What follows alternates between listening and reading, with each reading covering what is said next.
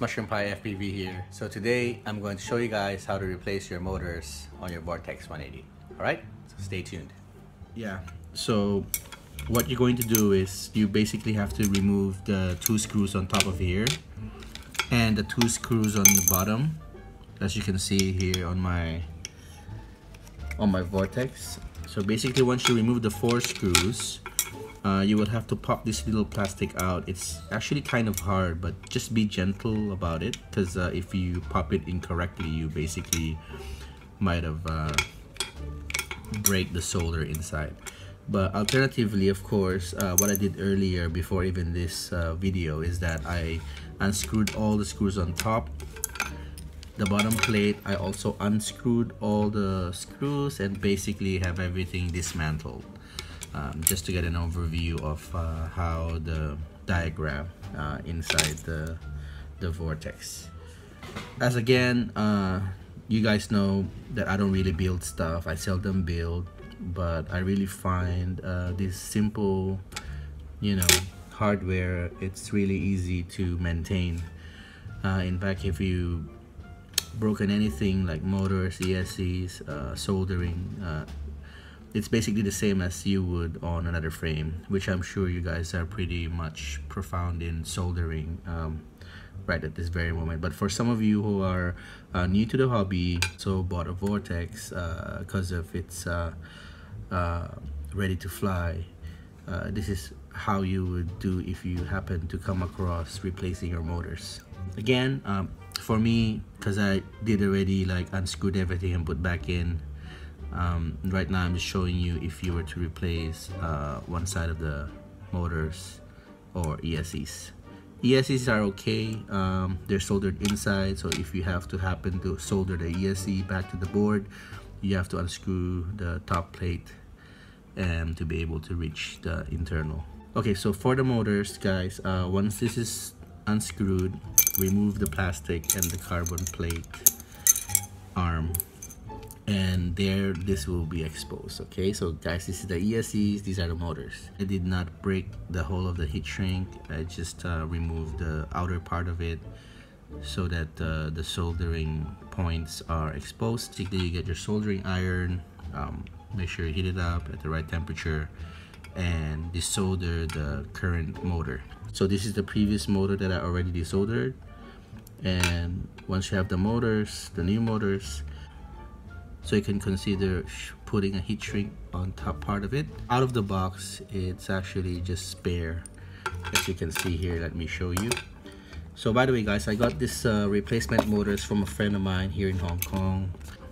I'll put his details down below my description, so you could contact him if you needed to order some of these X-Nova 1407 35,000 kV 3500 kV. So these are the motors I got from him. He's a pretty awesome guy. First time I met him. Yep. So basically they come without the heat shrink. So you will have to at least put a new heat shrink on it, so that when you bend on your arm like this, it will have a little bit of a protection, as you can see. Alright. Once you've soldered the new motors onto the ESCs, which I did here, make sure it's not cold soldered, make sure it's flat and welded right properly so that you don't get any noise. Again, guys, Immersion RC Rotor Sense ESCs are pretty smart. Don't know if I've seen anything like this out in the market, but so far you just solder them back wherever you want, and basically once you have everything plugged back, you just retune the rotation of the motors based on you desire, left or right. So let me put things back in place and I'll do some arming and see if it works out well. Alright? Okay, see you later.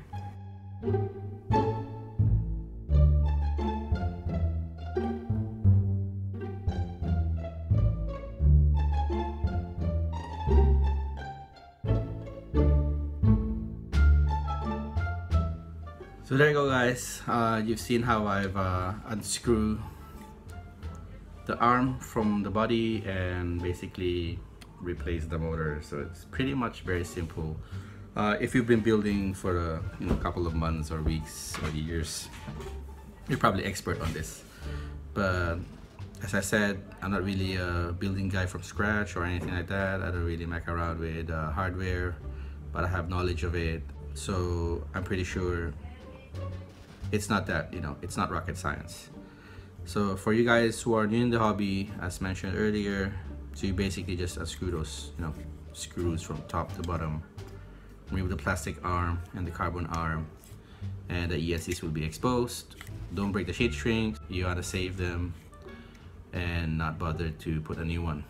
So basically you desolder and solder the new motors back. Put some heat shrinks at the end so that you have a little bit of a protection on the wire. But is it really useful? Probably at some point if you kind of like mishit this angle, but very seldom, so don't worry about it. Yep, once soldered back, put the screws back, pretty easy, 1 minute, 2 minute job, and you got the Vortex. So you've got the motors back in place, guys. So it's not rocket science, as I said, everyone should be able to do it. These motors, they're not easy to find. Probably only a few online stores that I've noticed selling these, but the price doesn't come cheap. You might have to spend a couple of tens or maybe 100, not sure. I didn't really compare prices around. All I know that these motors are fantastic, and it's build tuned for the Vortex 180.